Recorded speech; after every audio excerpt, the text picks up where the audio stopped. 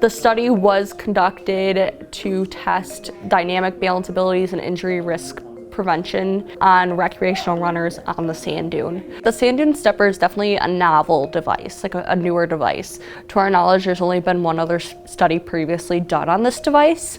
So we wanted to see if it was more effective, less effective, if it had any effect on runners' dynamic balance.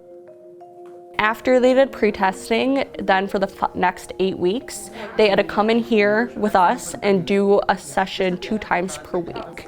And then after they finished the 8 weeks of doing that, they came back and will do post-testing. The exercises we're having them do were pretty challenging. By the end, they had to do a pistol squat, which is a one-legged squat on the sand dune, which is pretty hard to do on firm ground as well. So that was pretty difficult.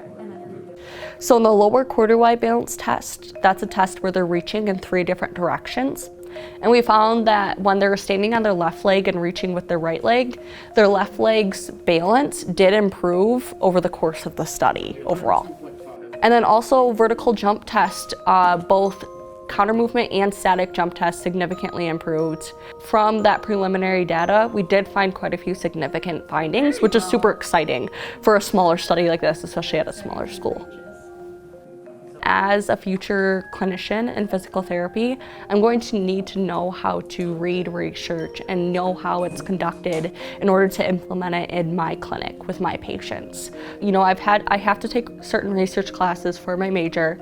I've been able to implement those in real time in this research. I've been so thankful for the program here at SVSU because they've really afforded me with a lot of opportunities where I would not have been able to do those on my own.